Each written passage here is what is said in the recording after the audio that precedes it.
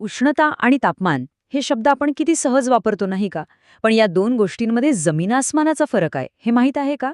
आणि हा फरक आपल्या आजूबाजूच्या जगाला, आपल्या तंत्रज्ञानाला आकार देतो. चला तर मग आज या अदृश्य शक्तीमागचं विज्ञान सोप्या भाषेत समजून घेऊया. चला, एका साध्या प्रश्नापासून सुरुवात करू. एखादी गोष्ट गरम आहे की थंड हे ओळखण्यासाठी आपण काय वापरतो? अर्थात आपले हात, आपला स्पर्श. पण आपण आपल्या या स्पर्शावर नेहमीच विश्वास ठेवू शकतो का? हे बघा, हा एक खूप प्रसिद्ध आणि सोपा प्रयोग आहे. समोर 3 भांडी दिसतात. एका भांड्यात आहे गरम पाणी, दुसऱ्यात आहे थंड पाणी आणि जे मधलं भांडं आहे ना, त्यात आहे कोमट पाणी.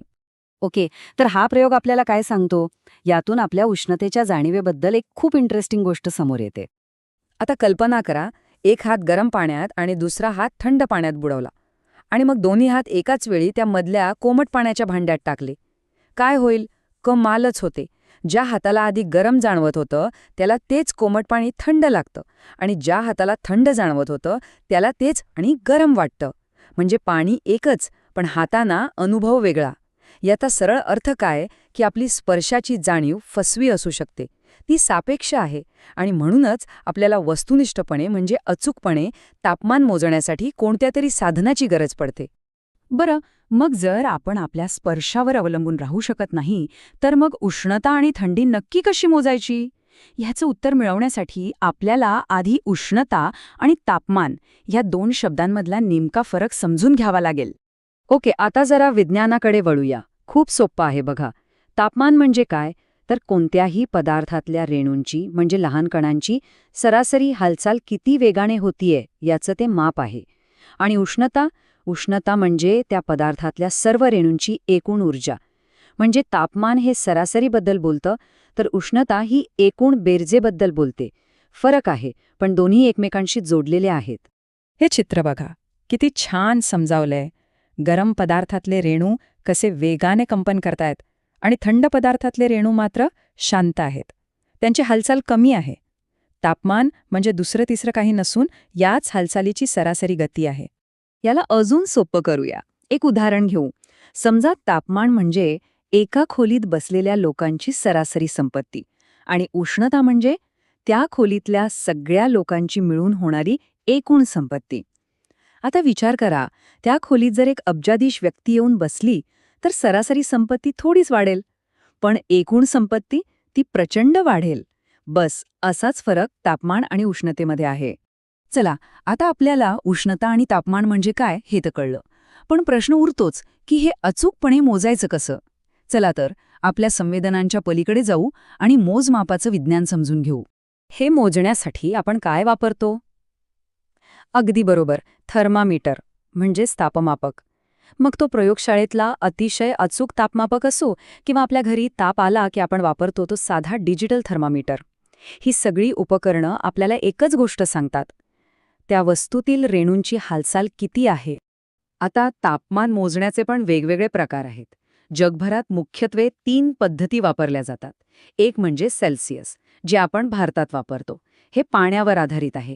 0 अंशावर पाणी गोठतं आणि 100 अंशावर उकळतं.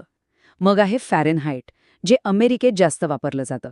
आणि तिसरं केल्विन, जे शास्त्रज्ञ त्यांच्या प्रयोगांमध्ये वापरतात. पण इथे एक इंटरेस्टिंग गोष्ट आहे. प्रत्येक पदार्थावर उष्णतेचा परिणाम सारखा होत नाही. कधी विचार केलाय का की समुद्रकिनारी दुपारच्या वेळी वाळू पायाला चटके देईपर्यंत गरम होते, पण समुद्राचं पाणी मात्र तितकं गरम होत नाही? असं का? याचं उत्तर आहे विशिष्ट उष्मा या गुणधर्मात. सोप्या भाषेत सांगायचं तर प्रत्येक पदार्थाचं तापमान 1 अंशाने वाढवण्यासाठी लागणारी उष्णता वेगवेगळी असते. पाण्याला जास्त उष्णता लागते तर वाळूला कमी. उष्णतेमुळे फक्त तापमानच नाही वाढत, उष्णता आपल्या आजूबाजूच्या वस्तूंना चक्क बदलू शकते, त्यांचा आकार बदलू शकते. आणि तिचा हा परिणाम आपल्याला सहज दिसतो, तो म्हणजे प्रसरण. रेल्वेनी प्रवास करताना कधी लक्ष दिलंय का की 2 रुळांमध्ये थोडीशी फट ठेवलेली असते? ती काही चूक नसते, ती मुद्दामून ठेवलेली असते. कारण उन्हाळ्यात प्रचंड उष्णतेमुळे हे लोखंडाचे रूळ प्रसरण पावतात, म्हणजे त्यांची लांबी वाढते.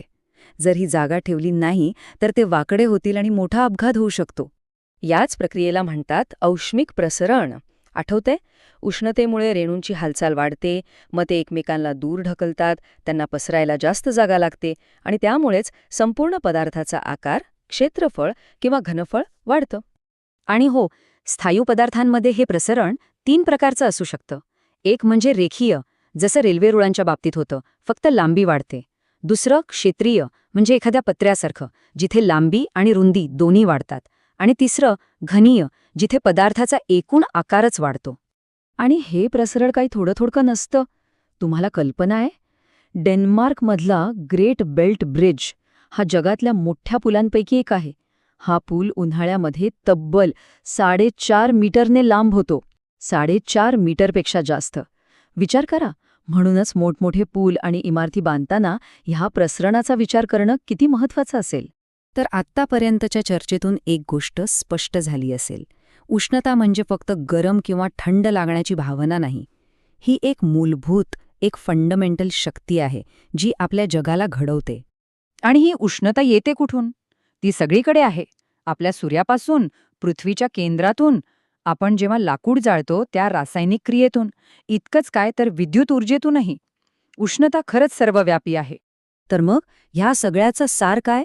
उष्णता कशी काम करते, ती पदार्थांना कसं प्रसरण पावण्यास भाग पाडते हे समजून घेणं, हे आपल्या आधुनिक जगाच्या इंजिनिअरिंगसाठी, आपल्या तंत्रज्ञानासाठी अत्यंत मूलभूत आहे. या ज्ञानाशिवाय आपण आजच्यासारखं जग निर्माणच करू शकलो नसतो. आपल्या वातावरणातील हवामानापासून ते आपण रोज वापरत असलेल्या पुलांपर्यंत उष्णतेचा परिणाम अक्षरशः प्रत्येक ठिकाणी आहे. मग प्रश्न हा उरतो की या मूलभूत शक्तीचं ज्ञान वापरून आपण भविष्यात आणखी काय काय अविश्वसनीय गोष्टी घडवून आणू.